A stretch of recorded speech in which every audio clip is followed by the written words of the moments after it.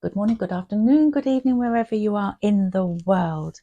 I'm Dawn Griffith of Dawn Griffith Therapy, and today I want to share with you that I recently attended a Vipassana Meditation Course.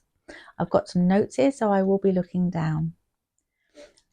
Thank you very much for watching this video, if you're watching it, or thank you very much for joining me in this video.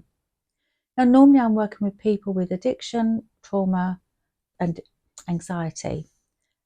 Sometimes individually, sometimes all those things come together. And the reason I went on this Vipassana course was after a conversation with two friends and one daughter had attended before COVID and was a binge drinker, one drink, and she was gone for 3 or 4 days, not knowing what she'd done, who she was with, and it was awful for her mother. Through the conversation, by the way, after doing the 10 days, she has never drunk since. She trained as a massage therapist and is doing very well in life. Since then, I've heard other stories of other people who've had similar experiences.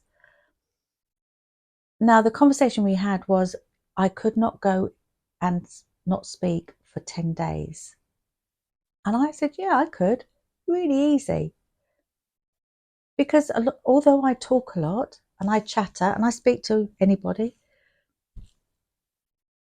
I love the peace and quiet. I love being on my own. I love all the silence around me. And I thought, yeah, this will be really easy. I applied, and it took about 4 weeks to get accepted after going back and forth and answering all the forms.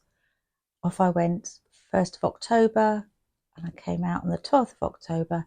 So today I'm going to share how this profound experience has deepened my practice and what it means for you. The practice itself is complete noble silence. You go in on day 0, you register, you have every opportunity to leave. But if you stay, you sign the paper, you hand over your phone. My car keys were locked into a locker, and it is very, very disciplined. You don't look at anybody, you don't touch anybody, and you don't speak unless to the meditation teacher or to the course leader. Once you've registered, we had our dinner, we went into our rooms, I shared with 4 other wonderful people, and that wasn't a problem. The accommodation was clean, quite modern. And then we all went off to the meditation hall, where we start with the training on meditation, on our breathing, just normal breathing. And every evening we listened to the discourses, which was an hour and 15 minutes of this gentleman, S.E. Goenka, doing the teachings of how to do the practice, but then lots and lots of stories about how we suppress our feelings, suppress our cravings, all our needs. And it starts with just noticing your breath, and noticing anything around your nostrils. The next day it went on to the top lip, and so it progressed. We did 10 hours of meditation every day, every single day. Gong goes at 4 o'clock in the morning. You are up in the meditation hall for 4:30 and meditate until 6:30, where we have our breakfast.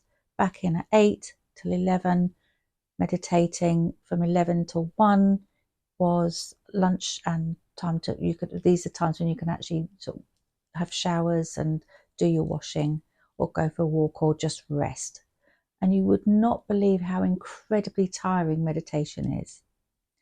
And then from 1 o'clock till 5 o'clock, when it was tea time, from 2 o'clock to 5 o'clock again, it's meditation.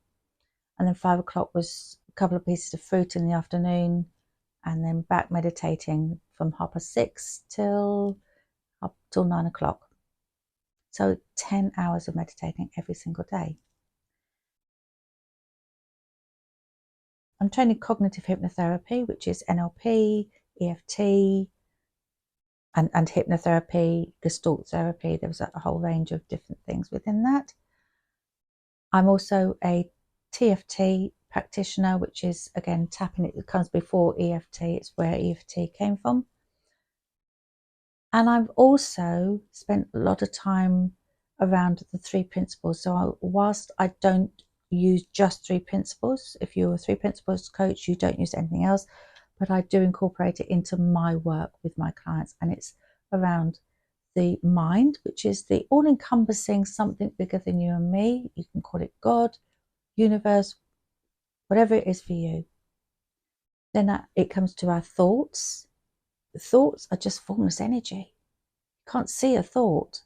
You can experience a thought, and you can look for evidence of where that thought comes from. Nobody knows what a thought actually is. I can't see your thoughts, even if I was a mind reader. And then consciousness. And consciousness is how we bring those thoughts into conscious awareness. If I have a bad feeling, if I'm really sad, and I don't know why I'm sad, I'm going to look somewhere. My brain is going to search for evidence of why I'm sad. And it's probably because somebody said something or I watched a sad movie, or I read something sad. But if I have a good feeling, the brain does exactly the same. It looks for evidence of where I get that good feeling from the sunshine, or from going for a walk and being in nature, because someone smiled at me or somebody gave me a hug. This is the work of Sydney Banks, the 3 principles.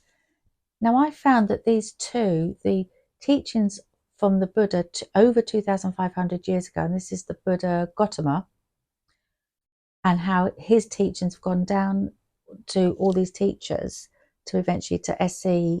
Goenka, who then was able to make it into videos where this is what we watched in the evenings, and where we got the teachings of how we are. He talks about subatomic particles and how we're changing moment by moment by moment. How I was born, I was a baby, and every second my body was changing. Those atoms, those particles are changing. They're moving, until eventually I'm here, this 64-year-old lady sat in front of you talking to you. And thank you.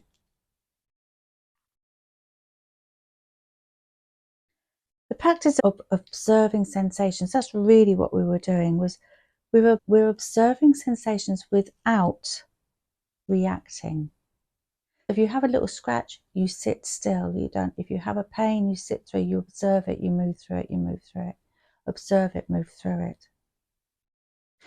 I saw so clearly how I was creating my own discomfort through craving and aversion. And this is also really the 3 principles in action. My personal realizations, the reminder that I own nothing, not material things, the freedom in recognizing impermanence. This too shall pass. This has been a mantra of mine for a very long time.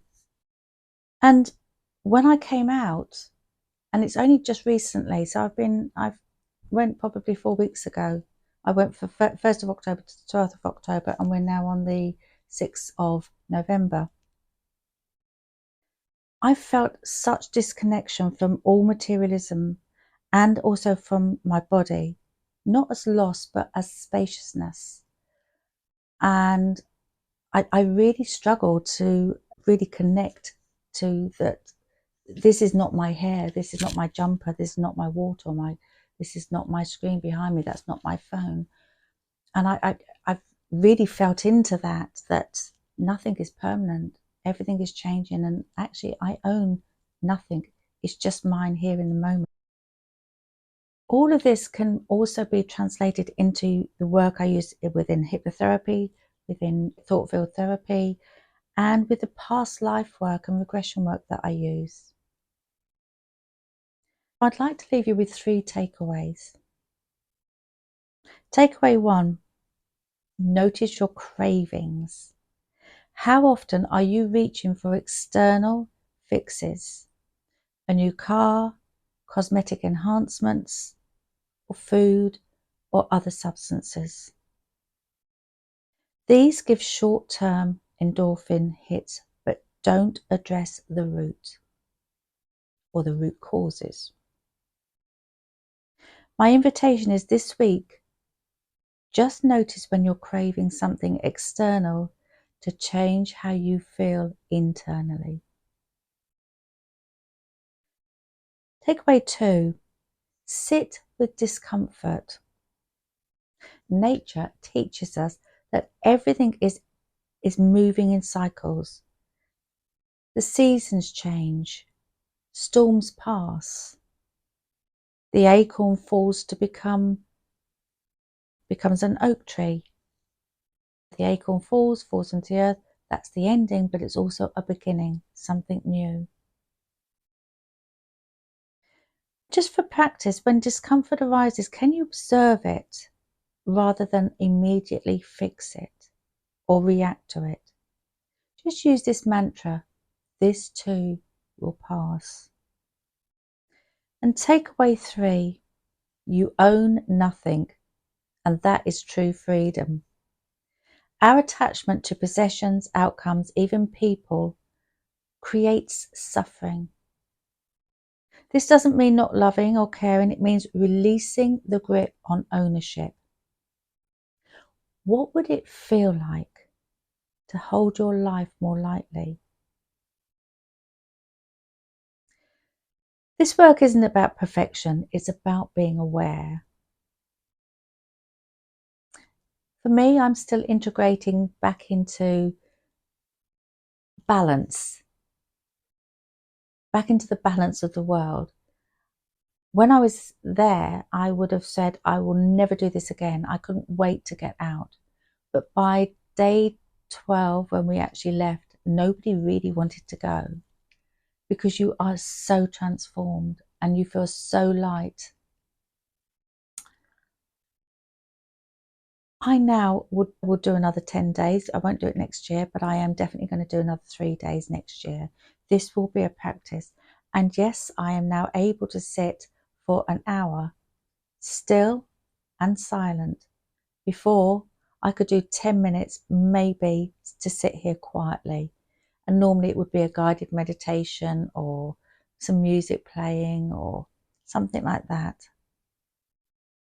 If you're struggling with addiction, anxiety or trauma, and these ideas resonate, then I can work with you both one-to-one, in person or online. If you've got any questions, drop them down and I will check them, or email me through my website, dawn.griffith.co.uk. I really thank you for taking the time to watch this through to the end.